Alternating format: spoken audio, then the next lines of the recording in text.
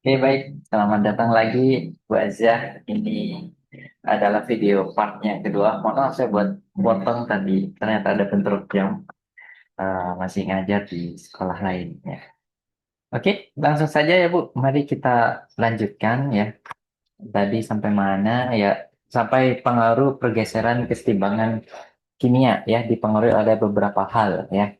Yang mana sudah saya tuliskan di sini gitu ya. Nah, ke depannya saya mau bahas satu persatu ya, Bu. Ya, saya mau bahas satu persatu. Ya, sebagaimana sebelumnya kita udah bahas berbagai macam jenis reaksi kesetimbangan. Salah satunya ada reaksi kesetimbangan asam basa ya. Nah, yang itu yang mau saya perdalam dulu. Kesetimbangan asam basa. Ini adalah kasus peristiwa autoionisasi air. Autoionisasi air boleh dibuat dari reaksi antara air dengan air atau langsung H2O melepaskan H+ ditambah OH-. Karena sejatinya H3O+ ini adalah makhluk yang sama dengan apa yang kita sebut H+, ya. H+ kan kita sebutnya proton ya. Kalau H3O+ disebutnya hidronium, tapi mereka berdua adalah hal yang sama. Sehingga Kw sama dengan definisinya ini gitu ya. Kalau dua sisi diminuslogkan, dapatlah minus log Kw sama dengan minus log 10 pangkat min 14 dengan tanda kutip ini terjadi pada suhu 25 derajat Celcius ya. Sehingga kalau dimasukkan ternyata 14 itu sama dengan pH ditambah pUH. Sehingga bisa kita dapat hubungan antara derajat keasaman dengan derajat kebasaan ya. Kalau derajat keasaman kita sering dengar ya, derajat keasaman itu kan pH. Tapi kalau derajat keasaman ya pUH. Jarang orang bilang ya. Jadi ada yang namanya derajat keasaman, ada yang namanya derajat kebasaan. Gitu ya. Ada H+, ada OH-. Oke, selanjutnya bagaimana cara kita menghitung nilai derajat keasaman itu? Derajat keasaman itu tergantung sama komponen asam atau basanya. Kalau asamnya merupakan asam yang kuat, ya, asam kuat itu cuma ada 7 ya, Bu. Ya. HCl, HNO3, HBr, HI, HClO4, H2SO4 ya. Kalau asam kuat, maka peristiwa ionisasinya terjadi sempurna. Jadi Ha sama dengan ditambah H2O menjadi H3O+ ditambah amin terjadi sempurna. Ya, nilai alfanya mendekati satu. Begitupun basa. Sehingga konsentrasi H+ sama dengan konsentrasi pH sama dengan minus log dari konsentrasi H+, dan konsentrasi H+-nya secara sederhana akan sama dengan konsentrasi asamnya jika valensinya sama dengan satu. Ya, jadi kalau rumus-rumus di SMA biasanya kita kenalnya ya untuk asam kuat konsentrasi H+ sama dengan molaritas dari asamnya kan dikali dengan valensi dari asamnya. Kalau konsentrasi OH- itu sama dengan molaritas dari basanya dikali valensi dengan basanya. Ini bukan valensi asam, valensi basa yang sama seperti valensi ion ya. Kalau valensi ion berapa banyaknya ion? Contoh kayak H2SO4 ini valensi asamnya 2, soalnya dia punya 2 proton. Tapi kalau valensi ionnya 3, kan dia melepaskan 2 kation dan 1 anion gitu. Bedanya valensi asam basa dengan valensi ion. Jadi berikutnya, kalau semisal dia asamnya adalah asam lemah, ya maka perhitungannya tidak seseru ini. Ya, perhitungannya harus menggunakan prinsip kesetimbangan. Basicnya karena sejumlah konsentrasi yang ada di sini tidak seluruhnya akan dirubah menjadi H+. Artinya alfanya nggak sama dengan satu. Ya, sehingga kalau didapat ya konsentrasi H+ itu sama dengan akar Ka dikali Na. Ya, sama dengan akar Ka dikali Na. Sebenarnya asalnya dari penurunan persamaan itu sendiri gitu. Ya ini kalau anggaplah ini sebuah persamaan persamaan kesetimbangan gitu ya. Ini kan konsentrasinya aqueous nanti ini konsentrasinya aqueous, ini konsentrasinya aqueous, maka konstanta kesetimbangannya sama dengan konsentrasi H+ dikali konsentrasi A minus dibagi konsentrasi dari Ha gitu. Karena ini peristiwa dari asam, maka ini dikasih nama Ka. Nah, nilainya kan sudah ada nih XX-nya ya. Sehingga kalau dimasukkan ini sama dengan X kuadrat dibagi dengan molaritas dari asam dikurangi dengan X gitu. Untuk menyederhanakan nilai X ini nanti diabaikan. Sehingga X kuadrat per Na itu sama dengan Ka, sehingga X kuadrat sama dengan Ka dikali Na, maka X-nya, yang X itu sama dengan konsentrasi H+ ya, kan X ini sama dengan konsentrasi H+ nanti. Ya, sama dengan diakarkan. Akar Ka dikali Na. Itulah asal muasal dari sini pengakarannya bisa muncul gitu. Tapi dengan kata lain, dengan syarat ya, Ka ini yang tadi pengabaian molaritas dari asam dikurangi dengan X ini syaratnya jika nilai konsentrasi apa nilai 5%, maksudnya begini, eh, Ka itu masih lebih kecil daripada 5% konsentrasi asam. Sehingga nilai X-nya itu nanti sangat kecil ya. Sangat kecil, makanya bisa diabaikan. Sebenarnya ini tetap bisa diselesaikan menggunakan persamaan kuadrat. Ya, menggunakan persamaan kuadrat tetap bisa diselesaikan, cuma lebih rumit. Ya, untuk menyederhanakannya ya rumus ini tetap dipakai. Tapi kalau nanti molaritas asamnya konsentrasinya rendah gitu ya, maka itu nggak bisa. Jadi eh, harus Ka-nya ini harus lebih kecil daripada 5%-nya molaritas asam. Contoh, kalau saya punya molaritas asamnya sama dengan 10 pangkat min 2, oke, kemudian Ka-nya itu sama dengan 10 pangkat min 5, maka pengabaian di sini masih nggak apa-apa. Soalnya selisihnya ini kan 10 pangkat 3. Selisihnya masih 1000. Artinya molaritas asam ini 1000 kali lipat lebih besar daripada Ka-nya. Ini masih nggak apa-apa. Yang nggak boleh itu kalau molaritas asamnya misal 10 pangkat min 5 juga. Nah, maka pengabaian ini nggak bisa. Mau nggak mau kita harus menggunakan persamaan kuadrat. Itu untuk asam lemah. Sejatinya untuk basa lemah karena mereka sifatnya berbalikan ya perhitungannya pun persis sebaliknya untuk basa lemah. Bisa Ibu lihat di sini ya untuk basa lemah ya. Beneran sama persis ya. Gitu. Oke, sehingga konsentrasi OH min sama dengan Kb dikali molaritas basanya. Oke. Nah, karena kita bahas asam basa, ya, asam basa pasti tidak luput dengan apa yang namanya buffer. Ya. Kalau kita sudah bisa menghitung konsentrasi asam, bisa menghitung konsentrasi basa, ternyata ada yang kita namakan sebagai buffer. Ya. Ini kan di materi kelas 11 setelah asam basa kita belajar hidrolisis galam dan buffer kan. Buffer itu pada dasarnya adalah larutan yang tujuannya untuk mempertahankan pH. Tujuannya untuk mempertahankan pH. Jadi, buffer itu konsepnya begini. Buffer itu dibuat ada dua jenis ya. Ada buffer asam, ada buffer basa. Buffer asam itu komponennya adalah asam lemah dicampur dengan garamnya. Sementara basa itu adalah basa lemah dicampur dengan garamnya. Maksudnya konjugasinya ya. Nah, tentu sifatnya akan berkebalikan nih. Ini sifatnya asam, ini sifatnya basa. Ini sifatnya basa dan ini sifatnya asam. Oke. Nah, konsentrasi ketika dia ditambahkan zat asam atau zat basa, fungsi dari buffer itu untuk mempertahankan pH ya, Bu. Ya, itu kan yang sering dihafal anak-anak, fungsinya mempertahankan pH. Kenapa bisa mempertahankan pH? Karena asam ini bisa berinteraksi dengan basa yang akan ditambahkan kepada dia. Basa ini bisa berinteraksi dengan asam yang akan ditambahkan kepada dia. Ya, sehingga asal kapasitasnya masih ada, artinya asamnya tetap ada, basanya tetap ada, maka pH-nya tidak akan berubah. Sebenarnya berubah, tetap berubah, ya, tapi berubahnya tidak sejauh yang barusan. Gitu. Penurunan rumusnya sebagaimana berikut ya. Jadi kalau saya punya asam lemah, Ha, dia kan akan mengionisasi ini, melepaskan H plus ditambah dengan A minus. Masing-masing fasanya adalah aqueous. Sehingga sebagaimana reaksi kesetimbangan yang lain, dia juga bisa dicari konstanta kesetimbangannya, yaitu konsentrasi H plus, konsentrasi A minus, dibagi konsentrasi Ha. Karena ini peristiwa dari asam, maka kita kasih nama sebagai Ka. Gitu. Sehingga kalau saya susun-susun, ya konsentrasi H plusnya kan bisa pindah ke kiri nih. Ka dibagi konsentrasi H plus, ya, itu sama dengan konsentrasi A minus dibagi konsentrasi Ha. Oke. Kemudian, kalau mau disederhanakan lagi, ini bisa dilogaritmakan kedua ruas. Ya. Ya, saya bisa logaritmakan kedua ruas ya. Jadi ini dibuat minus log, dari bilangan ini juga dibuat minus log dari bilangan ini.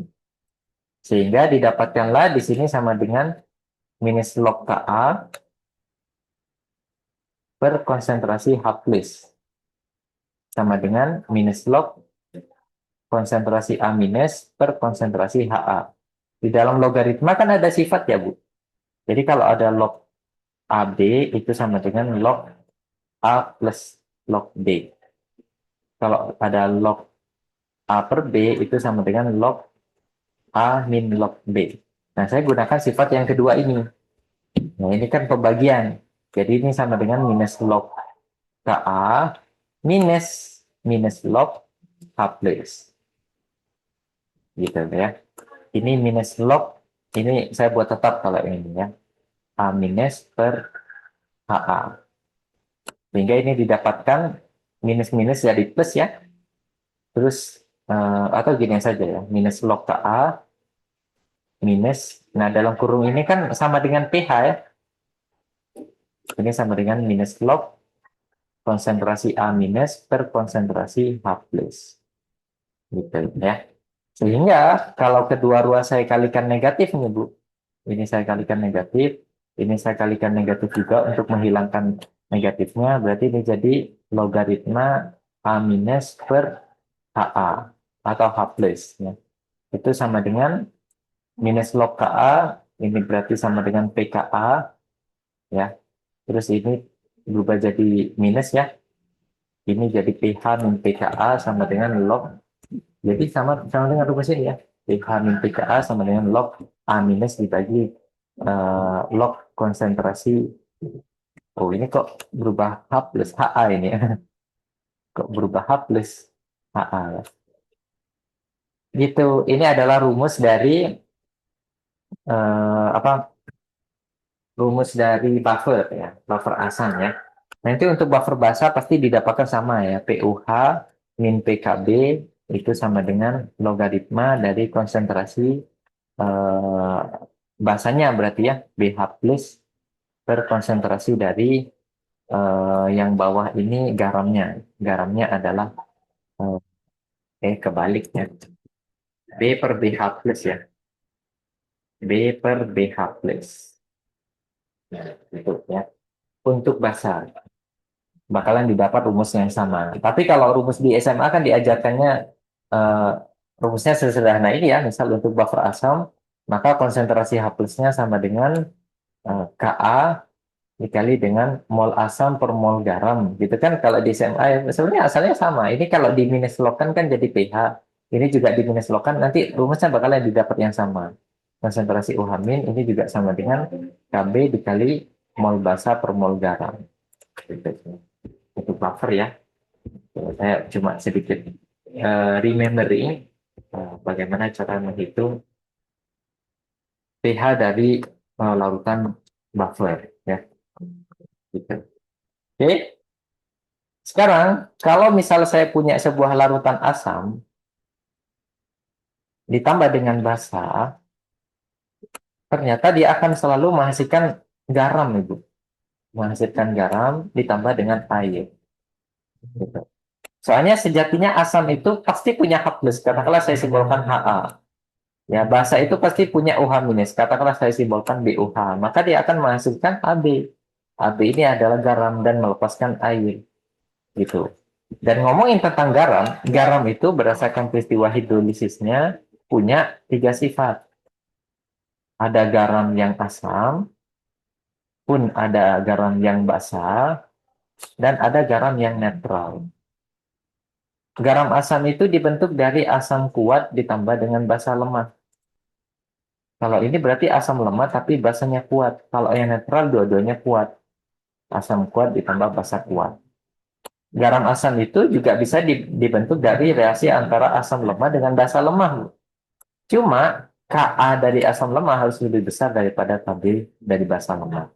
Ini juga bisa dibuat dari komponen yang sama-sama lemah. Yaitu, tapi syaratnya Ka-nya harus lebih kecil daripada Kb-nya. Semisal ada asam lemah dan basa lemah dengan nilai Ka dan Kb yang sama, maka dia juga bisa membentuk garam yang netral. Tapi tidak ada. Ya. Tidak ada nilai Ka dan Kb yang spesifik sama dari asam lemah dengan basa lemah gitu ya. Sehingga asam ini kan bisa kita hitung konsentrasi H plusnya.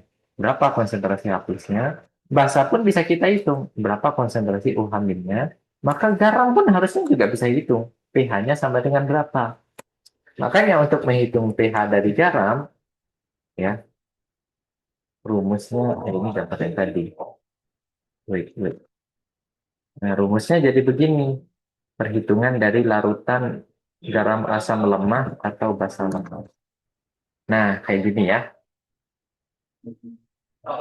Oke, rumusnya saya mau letakkan di sini dulu ya.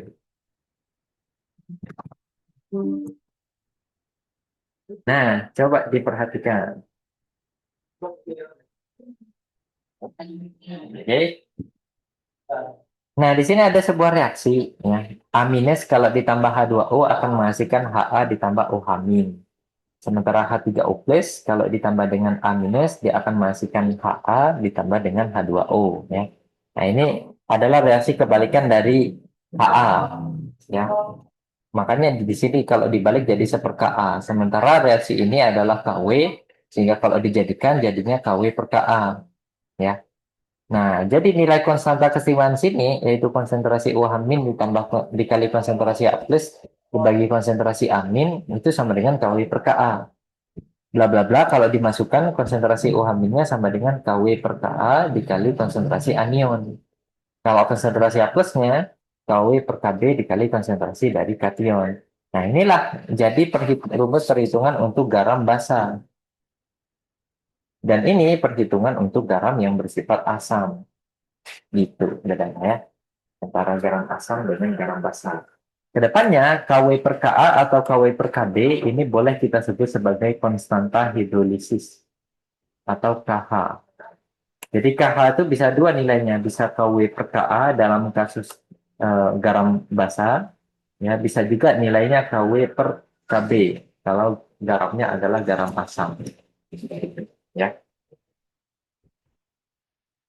oke. Terakhir, mungkin mau saya ajarkan terkait kesetaraan muatan ya Bu, kesetaraan massa dan muatan. Nah, ini inti dari persamaan ini adalah bahwasanya muatan dari suatu larutan itu harus netral atau sama dengan massa awalnya ya. Misalkan di dalam sebuah larutan itu terdapat H3O+. Di dalam H3O+ itu ada H plusnya, ada OH minnya, ada H3PO4-nya, ada H2PO4 minnya, ada HPO42 minnya, dan PO43 minnya. Maka total keseluruhan muatannya harus netral. Contohnya di sini, Bu. Kalau di larutan itu ada OH min, bla bla bla bla bla bla, maka H plus ini jumlahnya harus menetralkan dia. Contoh, OH min 1 muatannya. Tambah ini min 2. Tambah ini min 2 kali 2 min 4 ya. Jadi min 6 totalnya. Tambah min 9 ya. Jadinya min 15. Maka di sini harus ada 15 H plus. Ya, karena harus menetralkan mereka semua. Contohnya begini, saya mau pakai contoh lain ya, Bu. Misal asam sulfat, H2SO4. Ya, H2SO4 dia kan bisa meluruh tuh, melepaskan H plus ditambah dengan SO4 2 min. Sementara si SO4 kok SO4 2 buru. Apa dulu? HSO4 min ya. Baru si HSO4 min itu bisa melepas lagi H plus ditambah SO4 2 min. Nah, kalau kita totalkan di sini, ternyata di dalam larutan terdapat H2SO4 sebanyak satu. Oke, kemudian ada H plus sebanyak dua nih atas bawah. Kemudian ada HSO4 min sebanyak dua juga. Kemudian ada juga SO4 2 min. SO4 2 min gitu ya. Nah, di sini kan belum setara ini, Bu. Ya, muatannya kan belum setara, ya. Kenapa belum setara? Soalnya HSO4 ini kan min 2, ini plus 2 plus 4 gitu ya. Soalnya ini belum setara karena kita pakai dua kali HSO4-nya kan sebenarnya ada satu. Ini kan kita pakai lagi, ya. Ini kita pakai lagi H plusnya ya. Sementara kita tulisnya dua di sini. Nah, untuk menyetarakannya, maka H plus yang ada di sini harusnya kita kalikan 4. Jadi berlaku kesetaraan muatan. Jadi kan misal saya punya larutan H2SO4, di dalamnya memang terjadi ionisasi.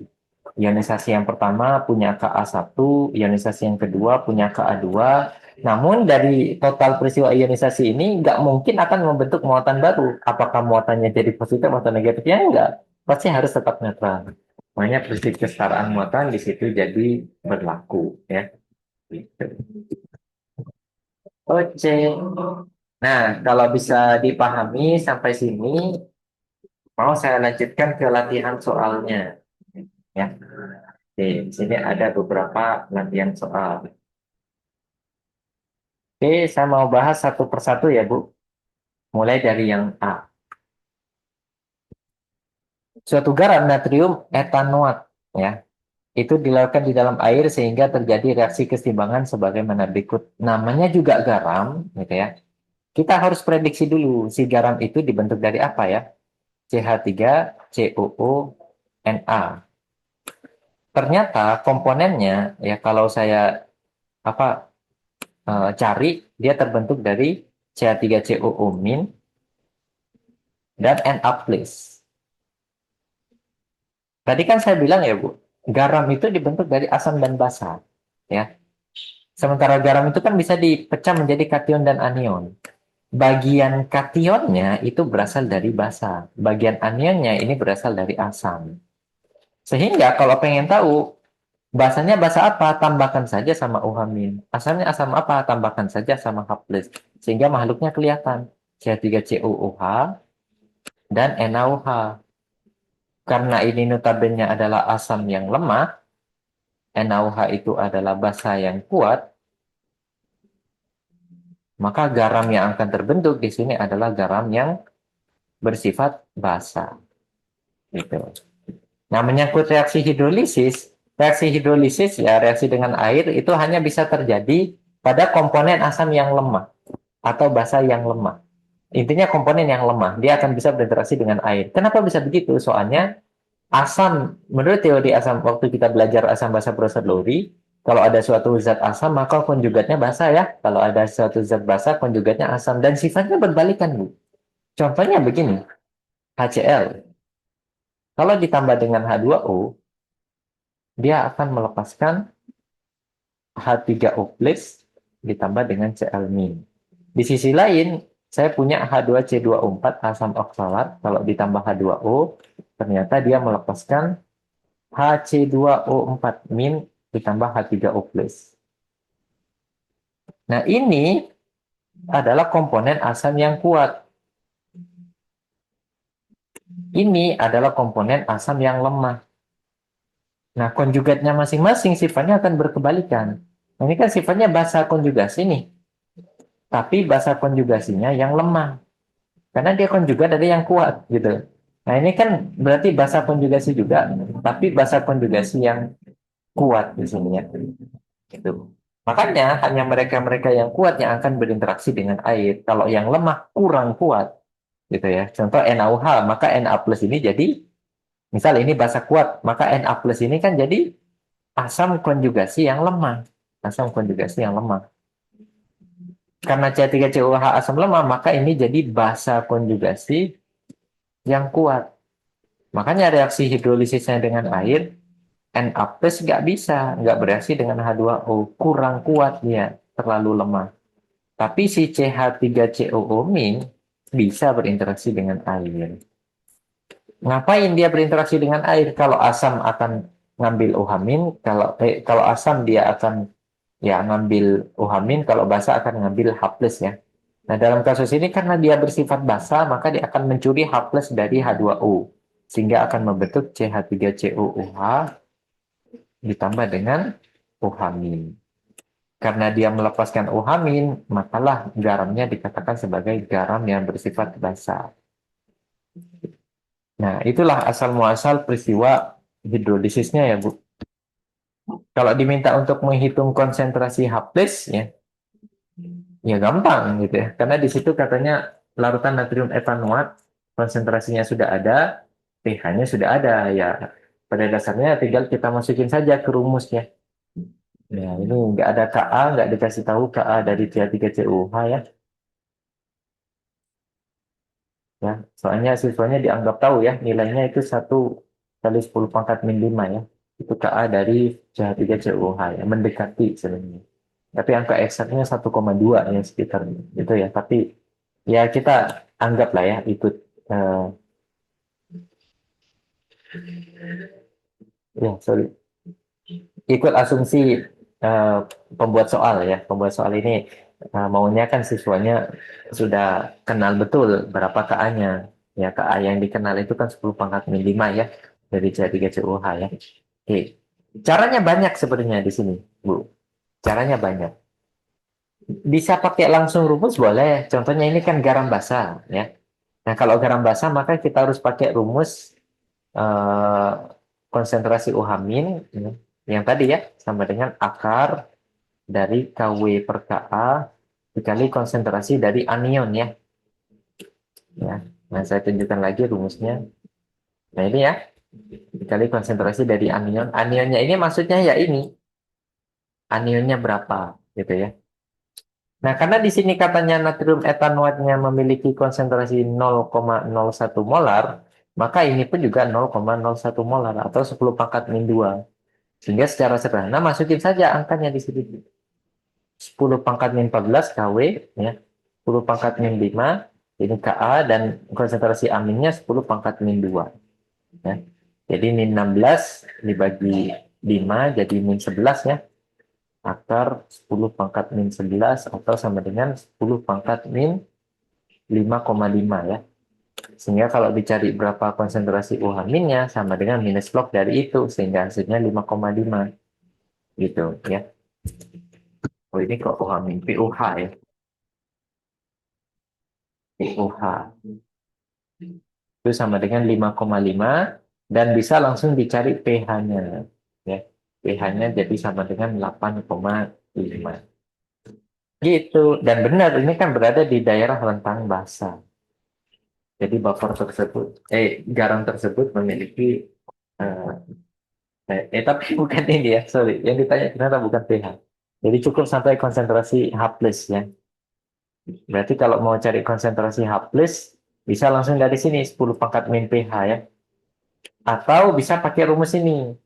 Ya, tadi kan Kw sama dengan konsentrasi H plus dikali konsentrasi UH min. Jadi kalau nyari konsentrasi H plusnya, ya tinggal Kw dibagi dengan konsentrasi UH min.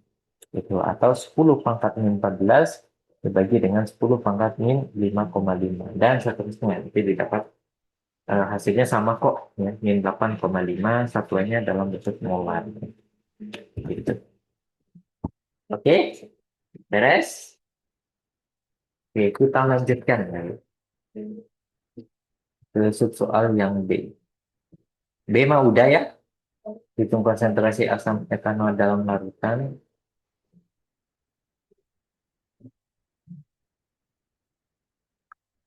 Hitung konsentrasi asam etanol dalam larutan.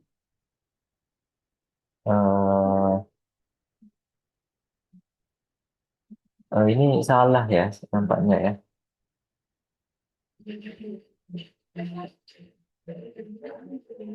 Konsentrasi. Oh benar. Kan ini natrium etanoat ya. Ya, sorry ingat lagi. Ini kan natrium etanoat yang diketahui. Yang ditanya adalah konsentrasi dari asam etanoatnya. Nah, caranya gimana kalau yang ditanya konsentrasi dari asam etanoatnya? Caranya begini, Bu. Oke. Pertama-tama ya kita kan dikasih tahu ya. Di situ ada sebuah garam CH3COONA. Di mana garam ini bisa melepas Na plus dan CH3COO-. Kalau ini konsentrasinya sama dengan 10⁻², otomatis ini 10⁻². Karena ini garam ya, dia terionisasi sempurna ya. Tapi kalau si CH3COO2-nya ini, kok 2 min. Nah ini tidak sempurna kalau berinteraksi dengan air. Reaksinya kesetimbangan. Jadi CH3COOH ditambah dengan OH- gitu ya. Nah ini fazanya aqueous Ini fasanya aqueous, ini fasanya aqueous, air itu fasanya liquid. Sehingga kalau dituliskan konstanta kesetimbangan di sini sama dengan konsentrasi CH3COOH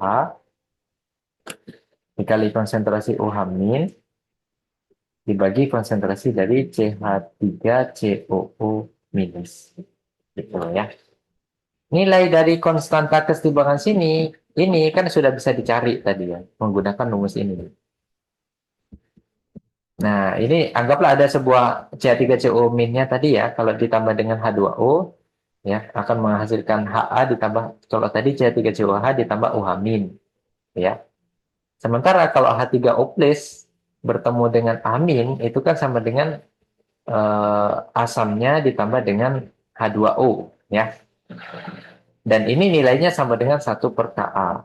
Kalau ditambah dengan KW dan dijumlahkan, nanti didapatkan sama dengan KW per Ka ternyata ya. Jadi, saya mau tambahkan nilai dari KW ini ya, Bu. Jadi KW itu kan sama dengan, tapi ini saya balik dulu. Saya rubah menjadi 1/Ka dulu. Artinya reaksi yang tadi dibalik ya. Amin. Amin ini ditambah H plus di sebelah kiri, di sebelah kanan juga ditambahkan H plus. Jadi maksudnya begini. Dua reaksi ini, kedua ruas sama-sama ditambahkan dengan H plus.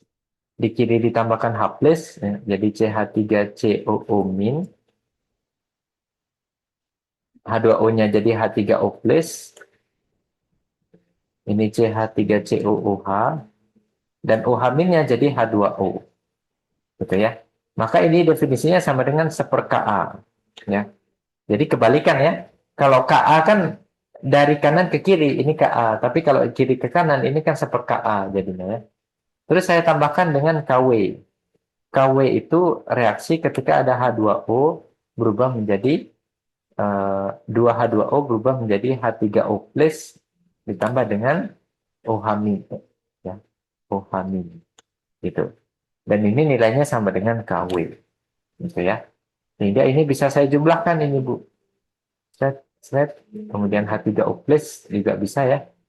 Sehingga menghasilkan persamanya CH3COO min. Ya. Ditambah dengan ini masih ada sisanya H2O-nya. Menghasilkan CH3COOH ditambah dengan OH min. Ini fasanya aqueous. Air nggak mungkin aqueous ya. Ini aqueous semua. Sehingga nilai konstanta timbangan di sini sama dengan perkalian atas dan bawah ini. Yaitu KW per Ka jadinya. Nah, ternyata si KW per Ka itu sama dengan konsentrasi segala macam yang ada di sini. Yaitu konsentrasi CH3COO min, konsentrasi OH min, oke, dibagi konsentrasi dari CH3COO yang atas H ya, CH3COH ya. Nah, gitu ya. Nah, pertanyaannya, konsentrasi dari CH3COO min kan sudah tahu. Konsentrasi dari OH min kan juga sudah tahu. KW juga sudah tahu dan Ka sudah tahu. Masukkan aja ini semuanya. 10 pangkat min 14, Ka-nya 10 pangkat min 5, konsentrasi CH3COH yang dicari. Oke, konsentrasi OH minnya tadi 10 pangkat min. OH min berarti 10 pangkat min 5,5 ya. 5,5. Konsentrasi CH3COO minnya sama dengan ini ya. Konsentrasi CH3COO minnya. Jadi kalau di sini 0,01 molar, di sini juga 0,01 molar ya. 10 pangkat min 2 ya. Oke. Sehingga dari sini bisa saya cari berapa konsentrasi CH3COOH-nya. Oke, saya hitung dulu pastinya.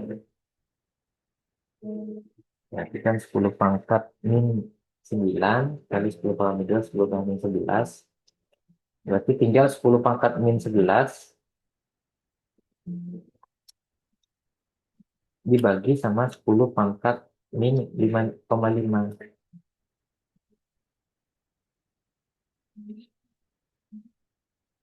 Nah, hasilnya sekitar 3,16. Nah, Bu Aziza sambil coba ya di kalkulatornya ya. Kali 10 pangkat min 6 satuannya molar ya. Udah, dapat ini sama dengan konsentrasi dari asam asetatnya. Beres. Itu untuk soal yang C. Oke. Yap, saya lanjutkan ke soal yang D ya. Nah, ini berarti balik lagi ke asam etanoat. Yang diminta adalah tentukan nilai tetapan disosiasi dari Ka dari asam etanoat gitu ya. Sebenarnya Ka-nya sudah ada kan 10 pangkat min 5 ya, tapi kita harus membuktikan di sini ya. Nilainya sama dengan berapa ya. Soalnya ya, kita kan sudah tahu eh,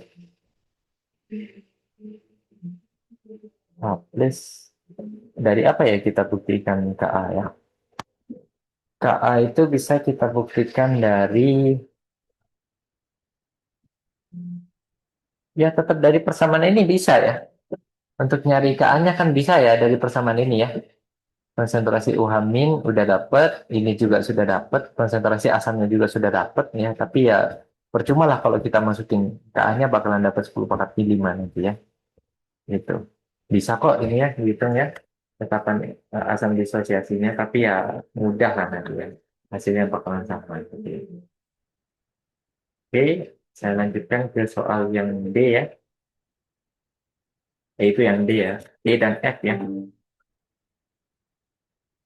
Oke, hitung massa dalam gram dari natrium etanoat yang harus ditambahkan. Ini ya, dengan nilai Ka yang diperoleh dari jawaban tadi ya. Jika tidak diperoleh ya Ka-nya kalau dihitung bakalan ini kok dapatnya 10 pangkat min 5 ya. Untuk menghasilkan lautan buffer dengan pH 4,7. Oke, berarti ini ceritanya beda sekarang ya. Dia mau ngomongin tentang buffer ya. Jadi untuk subsoal yang E, ini ngomongin tentang buffer. Buffer apa? Buffer yang dibuat dari asam etanoat, ya berarti CH3COOH, ya. Asam, kok etanol? Ini asetat ya. Jadi kalau etanoat itu berarti satu, ya. Berarti gini ya, HCOOH ya. Apa dari tadi saya salah nulis ya? Di soalnya apa? Wah, asam etanoat ternyata ya.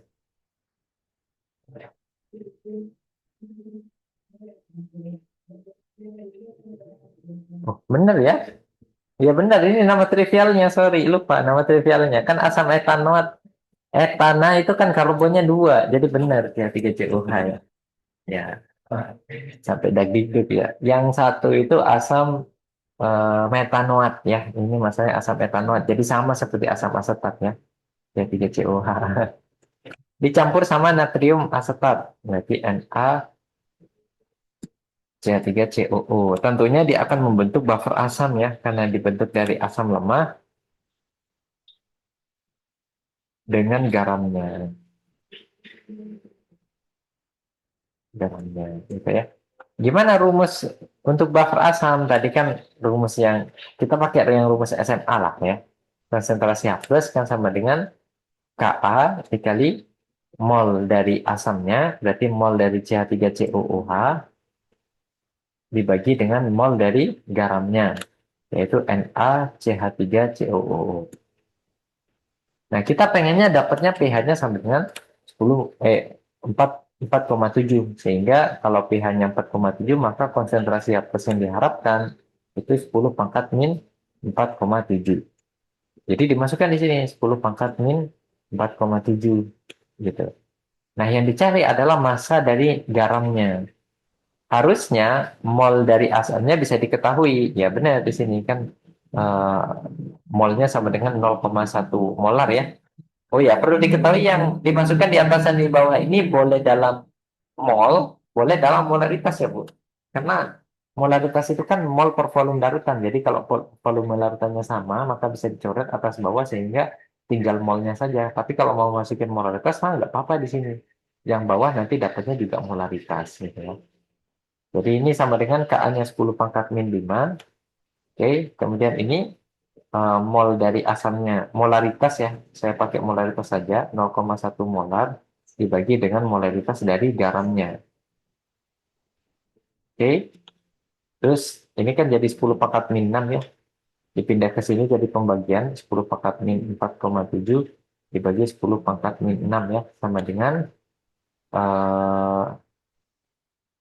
kita pindah ke sini, berarti 1/, masihnya 1/, molaritas garam. Ya, betul.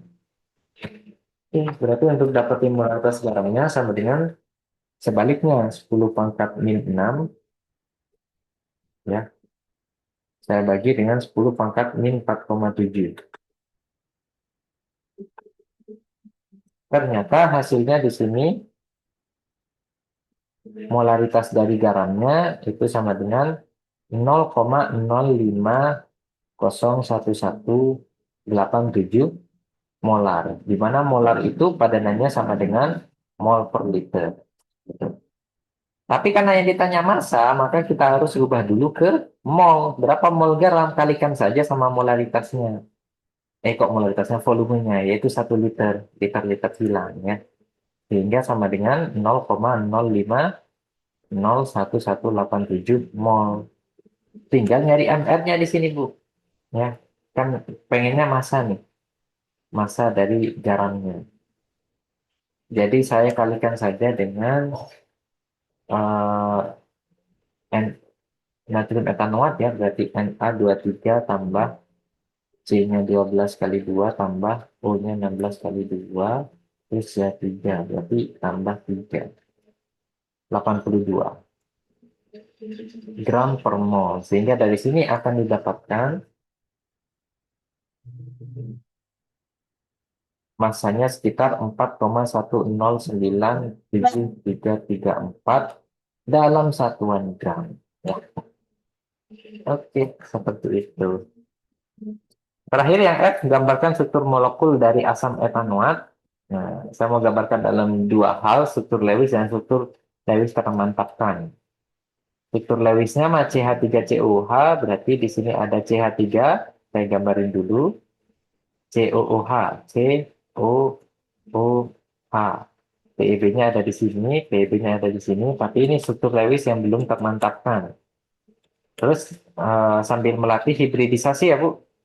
Ini tipe molekulnya AX4, hibridisasi sp3. Ini tipe molekulnya AX3, hibridisasi sp2, sehingga harusnya bentuknya segitiga. Ini AX-E2, sp2 juga. Ini AX2, E2, sp3. Ya. Sehingga bisa saya gambarkan struktur Lewis permantapkannya. Harusnya yang sp3, AX4 ini bentuknya tetrahedral ya. Jadi ini saya gambarin tetrahedral ya Bu, di sini. Ini ke depan, ini ke belakang. Terus ada hidrogen. Nah, kemudian di sini ada C, di mana C ini berbentuk bengkok ya. Ini berbentuk bengkok. Soalnya dia menyetiga dengan ini. Kok menyetiga? Mengsegitiga. Ya, nggak baku itu ya, mengsegitiga ya. Membentuk segitiga di sini ya. Dan di sini membentuk bengkok. Nah, jadinya seperti ini. Ini adalah struktur Lewis yang termantapkan. Dan hibridisasinya sudah dibenarkan. Ini sp3 tetrahedral, ini sp2, ini sp2 segitiga ya kalau sp2 ya, dan ini tetrahedral sp3. Tetrahedral yang dicopot 2 kali. Jadi ini adalah struktur Lewis yang termantapkannya. Hingga sudut-sudutnya bisa diprediksikan benar nanti ya. Di sini kira-kira 109,5, di sini 120, di sini kurang-kurang dari 109,5. Gitu ya, selesai. Dan pertanyaannya sampai gitu. Oke, paham ya Bu di sini ya. Latihannya nanti saja saya gabungkan dulu sama kesetimbangan yang kedua. Tadi selain kesetimbangan asam basa juga ada kesetimbangan kelarutan. Nah, kesetimbangan kelarutan ini ya mirip-mirip gitu ya. Namanya juga kelarutan, kita harus merubah zat yang fasanya solid menjadi aqueous. Itu namanya kelarutan. Contohnya di sini, solid menjadi aqueous gitu ya. Dan ini hanya terjadi pada garam-garam yang sukar larut.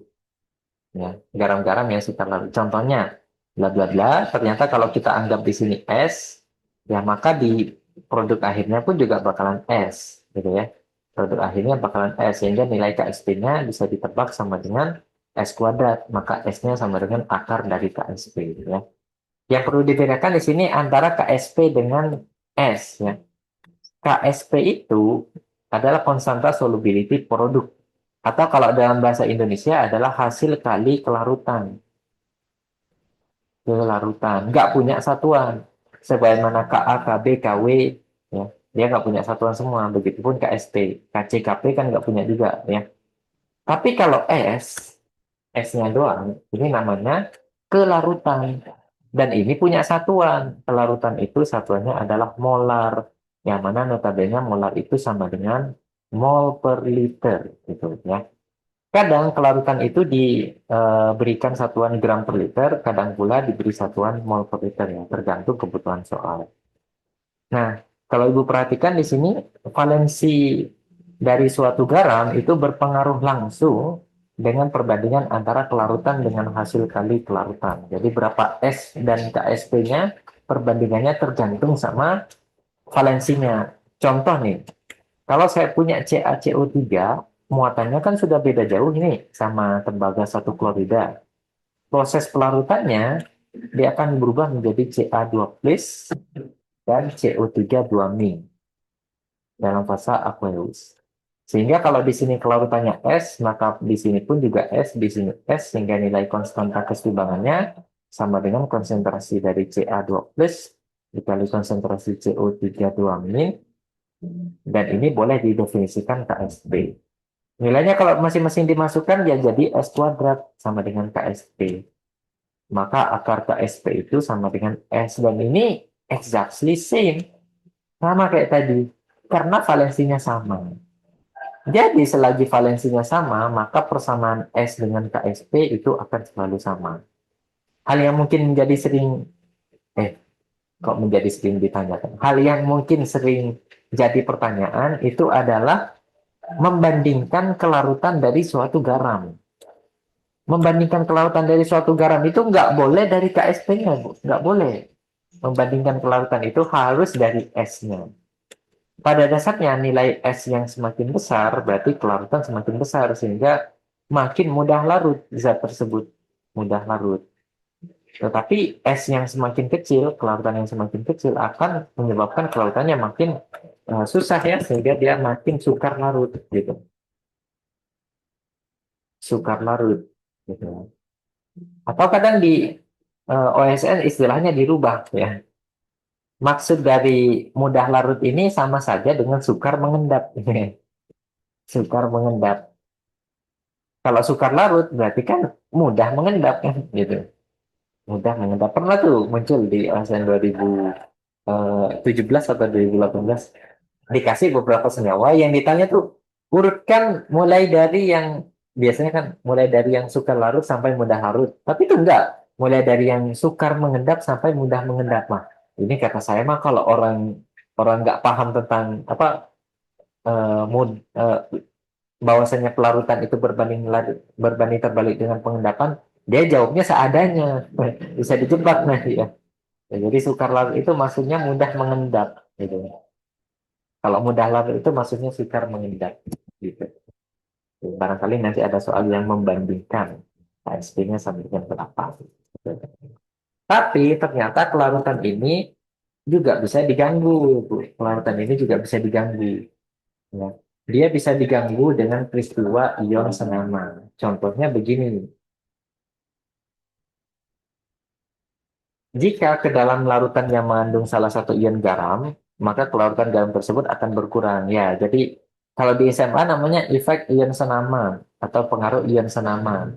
Contohnya kalau dia dilarutkan di dalam garam NaCl, ya notabene kita tahu NaCl ini adalah garam yang mudah larut.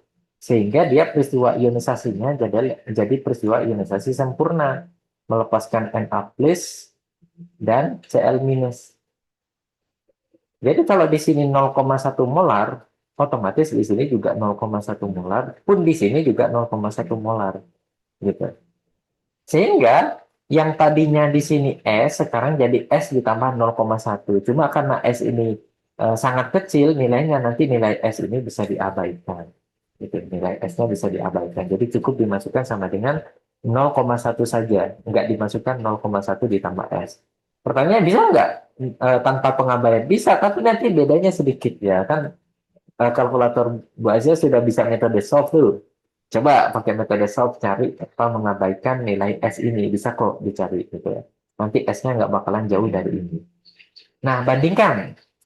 S-nya sekarang jadi 10 pangkat min 9. Padahal tadi S-nya adalah 10 pangkat min 5. Jadi kan kelarutannya jauh turun. Gitu. Ini yang disebut kelarutan di dalam air. Kelarutan di dalam air. Kalau ini adalah kelarutan di dalam NaCl. Gitu. Ya, sebagaimana kita tahu ya, peristiwa pelarutan dari AgCl sendiri kan begini, melepaskan Ag plus ditambah Cl minus. Nah, namanya reaksi timbangan kan ada reaksi maju dan reaksi mundur. Reaksi majunya ini kita sebut sebagai reaksi pengendapan ini. Kok pengendapan? Pelarutan. Karena dari solid menjadi aqueous.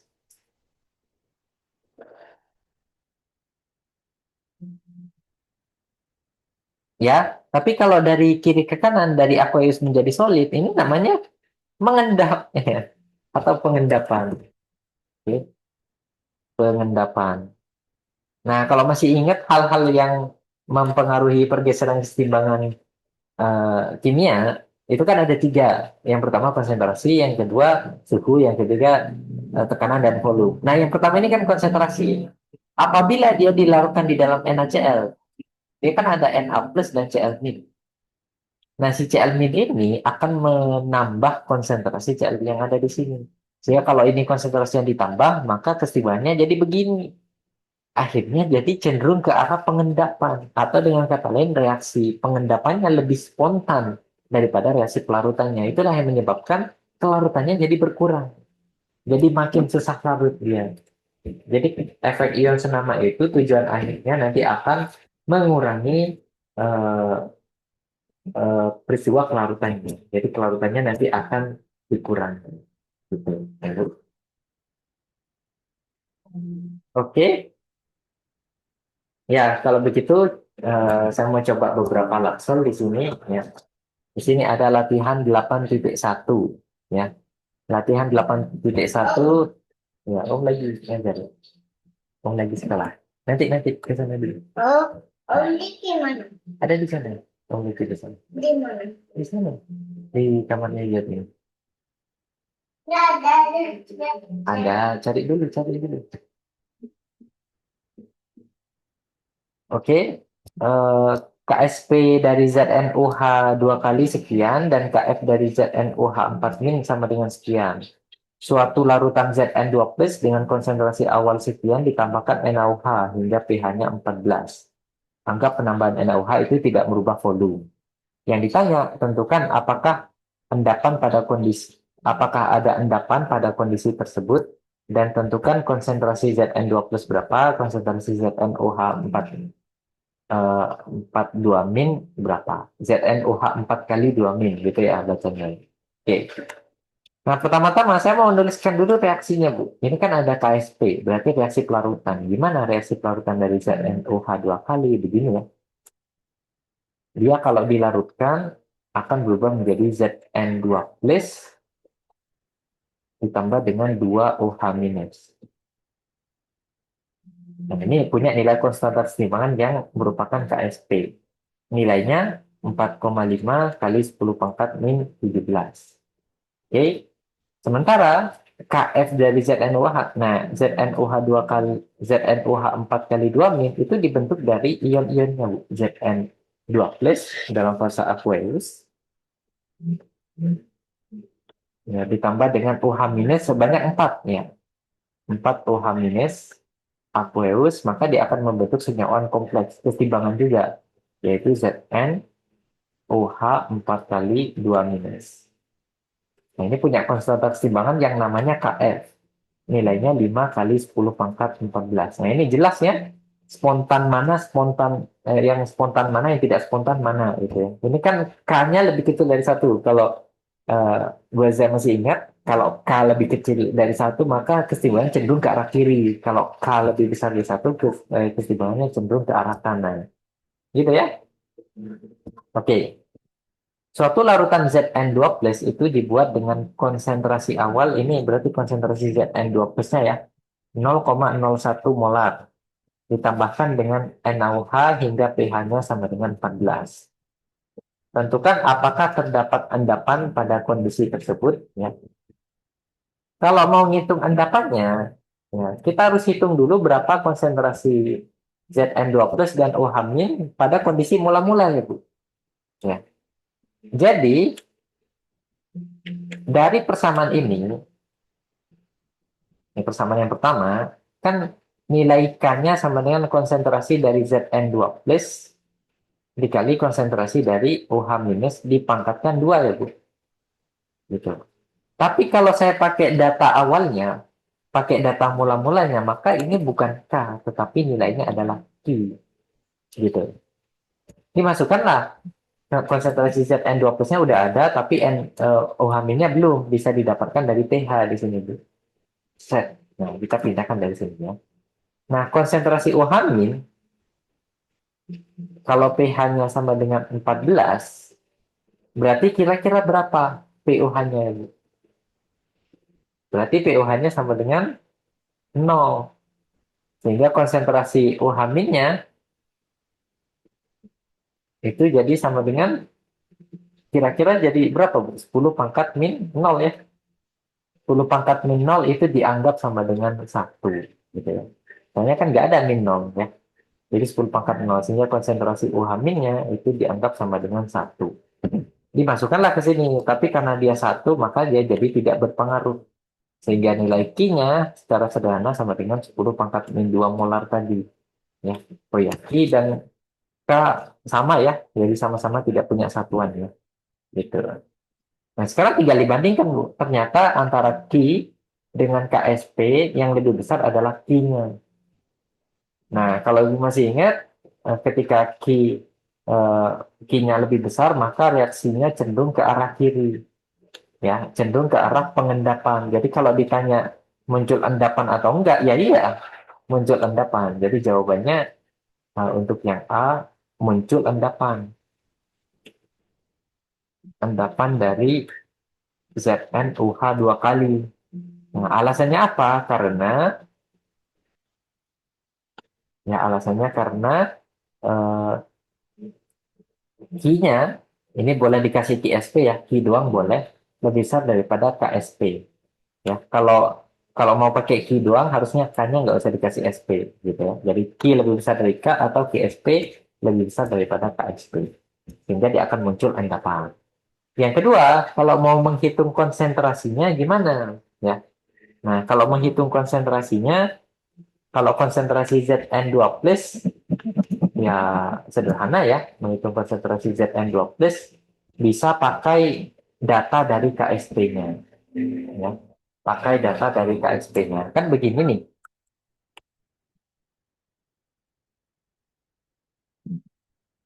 Nah, tetap saya lihat dari persamaan yang pertama ya, Bu. Nilai KSP-nya itu sama dengan konsentrasi dari Zn2 plus dikali konsentrasi dari OH minus. Oke, ini dikuadratkan. Konsentrasi Zn2 plusnya, kalau dimasukkan tadi, sama dengan KSP ya. Sama dengan KSP. KSP-nya berapa? 4,5 kali 10 pangkat min 17. Nah, konsentrasi UH-nya sudah diketahui. Konsentrasi UH-nya kan sama dengan 1 tadi ya. Jadi nggak perlu dimasukkan di sini konsentrasi UH-nya. Sehingga inilah konsentrasi dari Zn2 plusnya. Sama dengan 4,5 kali 10 pangkat min 17 molar. Masih gampang. Yang agak sulit itu kalau nyari persamaan yang kedua. Berapa konsentrasi dari ZnOH 42 minnya, kita harus mengadopsi persamaan yang ini, Bu. Kedua ruas persamaan ini harus dijumlah. Nah, kalau dijumlah kan dapatnya persamaannya jadi begini nanti. Zn2 plus bisa hilang ya. Lebih ZnOH2 dalam fasa solid, kalau ditambah ini juga hilang jadi 2 OH min ya. Aqueous, maka dia akan berubah menjadi ZnOH 2 minus. Nah, nilai konstanta keseimbangan di sini, ya, karena reaksinya ini bukan lagi KSP, bukan KF, Saya kasih nama K saja di sini ya, Bu. Tinggal perkalian antara mereka berdua. 4,5 dikali 5 ya. Itu 22,5.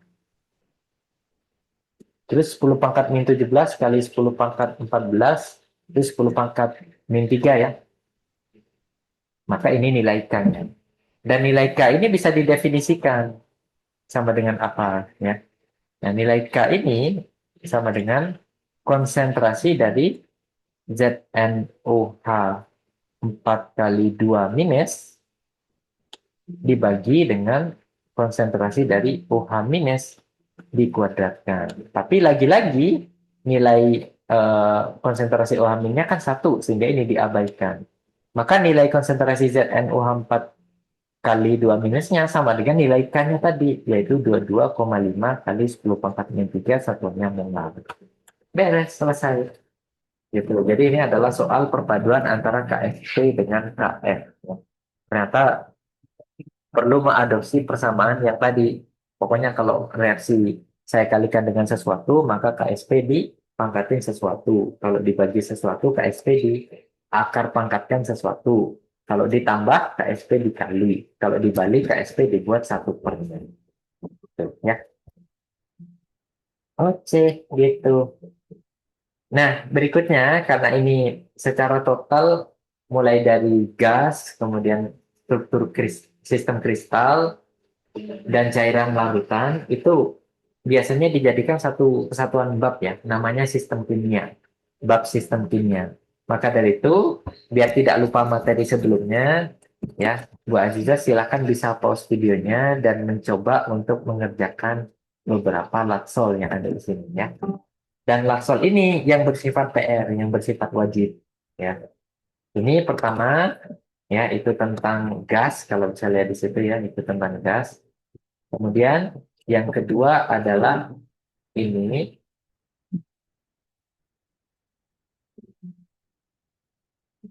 yang kedua adalah ini. Oke, nah ini bisa di pause dulu, Bu. Bisa coba dikerjakan. Yang kedua adalah yang ini. Oke, ada 4 ya. Kemudian yang ketiga tentang koligatifnya, yaitu cairan dan larutan. Ya. Nah, ini agak susah ini. Nah, ini. Oke, sip. Silakan bisa coba di pause dulu dan coba dikerjakan. Ada 4 ya, soal yang sifatnya PR. Jadi yang hukumnya wajib. Nah, yang terakhir adalah yang ini.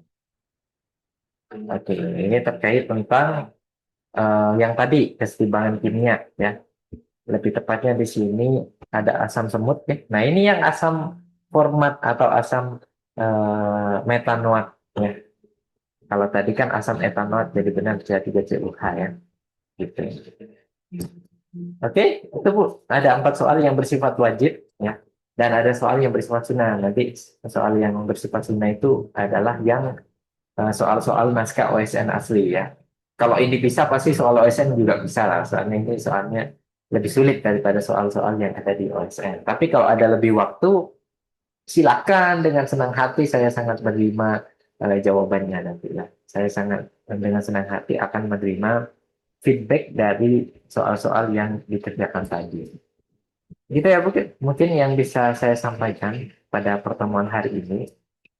Ya, bab berikutnya nanti kita akan mempelajari tentang apa ya? Bab berikutnya tentang eh, kimia analitik ya. Jadi perhitungan kimia atau kimia analitik kita mulai masuk ke divisi kimia analitik. Kalau sejak kemarin kita masih masuk di kimia fisik ini ya, kimia fisik ya. Besok kita akan masuk ke bagian kimia analitiknya. Oke. Jangan lupa PR-nya bisa dikerjakan ya, dan kita bertemu lagi di secara luring di pertemuan berikutnya di hari Selasa depan ya.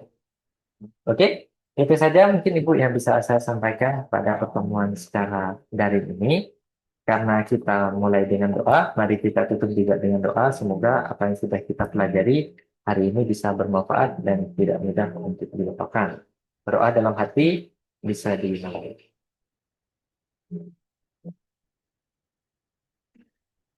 Ya, berdoa bisa dicukupkan. Itu saja yang bisa saya sampaikan. Ya, terima kasih Bu Azza sudah hadir belajar bersama pada pertemuan hari ini. Ya, Eh, kita jumpa lagi di pertemuan berikutnya ya Bu. Saya akhiri. Wassalamualaikum warahmatullahi wabarakatuh. Selamat pagi, selamat siang, selamat sore, selamat malam, dan sampai jumpa di pertemuan berikutnya.